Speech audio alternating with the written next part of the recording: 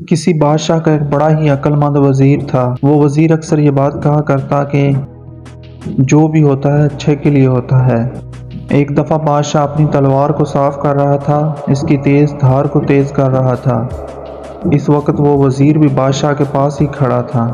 اچانک تلوار بادشاہ کے ہاتھ سے چھوٹ کر بادشاہ کے پاؤں پر گر گئی اور بادشاہ کے پاؤں کی ایک انگلی کٹ گئی۔ بادشاہ درد سے بلبلانے لگا، اس کے پاؤں سے خون نکل رہا تھا۔ وزیر جو بادشاہ کے پاس ہی کھڑا تھا، فوراً ہی اس کے منہ سے نکلا، بادشاہ سلامت، جو بھی ہوتا ہے اچھے کے لیے ہی ہوتا ہے۔ وزیر کی بات سن کر بادشاہ کو تو جیسے آگ لگ گئی۔ میری انگلی کٹ گئی ہے، خون بہہ رہا ہے، اور تم کہہ رہے ہو کہ جو بھی ہوتا ہے اچھے کے لیے ہوتا ہے؟ اس میں بھلا اچھائی کہاں سے آ گئی؟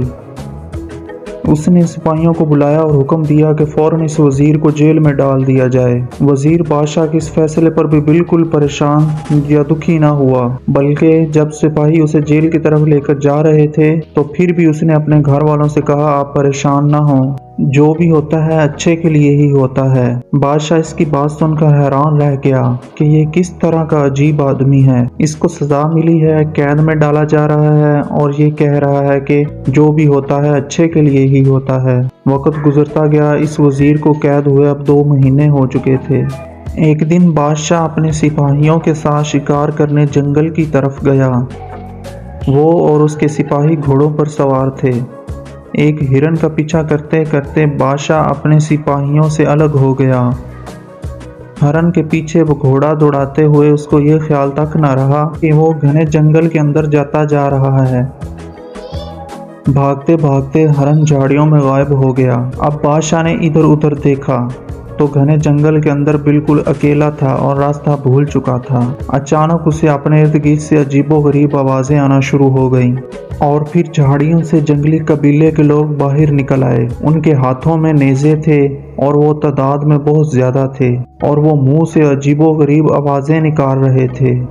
انہوں نے بادشاہ کو چاروں طرف سے گھیر لیا۔ بادشاہ نے انہیں بتانے کی کوشش کی کہ میں بادشاہ ہوں، لیکن ان کو کچھ سمجھ نہ آئی۔ انہوں نے بادشاہ کو رسیوں سے باندھا اور اپنے قبیلے کی طرف روانہ ہو گئے۔ انہیں یہ خوبصورت انسان بہت پسند آیا تھا۔ وہ اسے اپنے دیوتا کے قدموں میں قربان کر کے دیوتا کو خوش کرنا چاہتے تھے۔ بادشاہ کو بھی سمجھ آ گئی کہ وہ قبائلی اس کے ساتھ کیا کرنا چاہتے ہیں، اس لیے وہ زور زور سے چلا رہا تھا، اپنی جان بخشنے کی بھیک مانگ رہا تھا۔ لیکن قبائلیوں کو اس کی بات کہاں سمجھ میں آتی تھی۔ وہ بادشاہ کو اپنے قبیلے میں لے گئے۔ پورے قبیلے میں خوشی کی لہر دوڑ گئی۔ لوگوں نے ڈرم بجانا شروع کر دیے۔ قبیلے میں تو جیسے میلے کا سماں بن گیا تھا۔ انہوں نے بادشاہ کو نہلایا، نئے کپڑے پہنائے، خوشبو لگائی اور پھولوں کی پتیاں بادشاہ پر بکھیر دیں۔ بادشاہ کو اب قربانی کے لیے بالکل تیار کر دیا گیا تھا۔ پورا قبیلہ ڈھول کی تھاپ پر رقص کر رہا تھا، لوگ خوشی سے جھوم رہے تھے۔ وہ بادشاہ کو اپنے دیوتا کے قدموں میں لے گئے۔ وہاں پر قبیلے کا سردار کھڑا تھا، اس کے ہاتھ میں تیز دھار خنجر تھا جس سے اس نے بادشاہ کو قربان کرنا تھا۔ اچانک اس سردار کی نظر بادشاہ کے پاؤں کی انگلی پر پڑی جو کٹی ہوئی تھی۔ سردار کے چہرے کا رنگ بدل گیا۔ اس نے اپنا ہاتھ ہوا میں بلند کیا تو ڈرم بجانے والے رک گئے، سب لوگ خاموش ہو گئے۔ اس آدمی کی قربانی نہیں ہو سکتی کیونکہ اس میں کمی ہے، اس کے پاؤں کی انگلی کٹی ہوئی ہے۔ سردار نے اپنی زبان میں کہا، اگر ہم نے اس کی قربانی دی تو دیوتا خوش ہونے کی بجائے ہم سے ناراض ہو جائے گا۔ لوگوں کے چہروں پر خوف طاری ہو گیا۔ انہوں نے جلدی جلدی بادشاہ کے ہاتھ پاؤں کھول دیے اور اسے آزاد کر دیا۔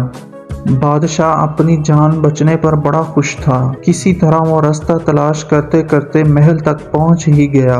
محل پہنچنے کے بعد اس نے سوچا کہ اگر میرے پاؤں کی انگلی نہ کٹی ہوتی تو آج میں زندہ نہ ہوتا، اور اس کا مطلب ہے کہ وہ وزیر صحیح کہہ رہا تھا کہ جو بھی ہوتا ہے اچھے کے لیے ہی ہوتا ہے۔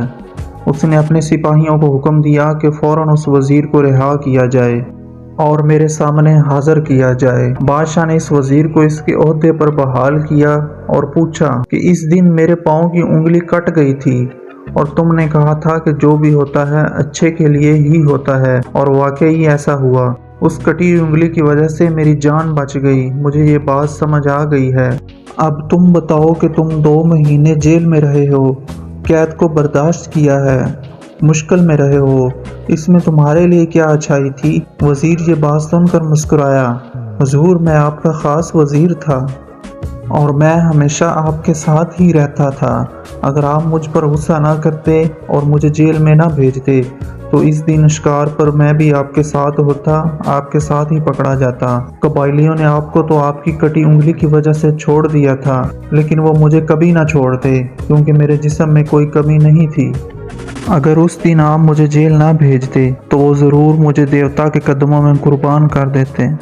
इसलिए ये अच्छा ही हुआ कि मैं जेल में था। इसी तरह आपकी जान भी बच गई और मेरी जान भी बच गई। इसीलिए तो मैं हमेशा कहता हूँ कि जो भी होता है अच्छे के लिए ही होता है। अगर हम अपनी ज़िंदगियों की तरफ देखें तो हमें एहसास होगा कि बाज़ दफ़ा हम भी मुश्किल दौर से गुज़र रहे होते हैं। हमारे साथ भी कुछ बुरा हो रहा होता है और हम सोचते हैं कि काश ऐसा ना हुआ होता, लेकिन कुछ वक्त गुजरने के बाद जब हम पीछे मुड़कर देखते हैं तो तब हमें एहसास होता है कि जो भी इस वक्त हुआ था अच्छे के लिए ही हुआ था। वो मुश्किल, वो तकलीफ़ तो असल में हमारे फ़ायदे के लिए ही थी। असल में जो कुछ भी हमारे साथ होता है हम उसको अपनी सोच समझ के मुताबिक इवेल्युएट करते हैं, लेकिन हमारी तो सोच ही लिमिटेड होती है, महदूद होती है, और इसी महदूद सोच की वजह से हम किसी वाक़या की हकीकत को नहीं समझ पाते। असल में इस दुनिया में हमें अपने कर्मों का फल ही मिलता है। जो दूसरों के साथ अच्छाई करता है उसको आखिर में अच्छाई और खुशी ही मिलती है, और जो बुरे अमाल करता है उसको दुख और तकलीफ़ों का सामना करना ही पड़ता है। और अगर आप पर इस वक्त बुरा वक्त आया हुआ है तो आप यकीन रखें कि आपका बुरा वक्त गुजर रहा है और ये गुजर ही जाएगा और आपका अच्छा वक्त आने वाला है। कुदरत आपको अच्छाई की तरफ लेकर जा रही है और कुदरत आपको हमेशा अच्छाई की तरफ ही लेकर जाती है, ताकि जो बुरा वक्त आपने गुजारा है इसका अच्छा बदला आपको दिया जाए। हमेशा याद रखें कि अगर कोई तकलीफ़ आपको मिलती है तो आप यकीन रखें कि वो तकलीफ़ वक्ती है। इस तकलीफ़ का बदला आपको अच्छाई की सूरत में ज़रूर मिलेगा। आपके साथ अगर कुछ बुरा भी हुआ है तो याद रखें कि वो अच्छे के लिए ही हुआ है। हर दिन कुछ नया सीखो, नया सोचो, नया करो।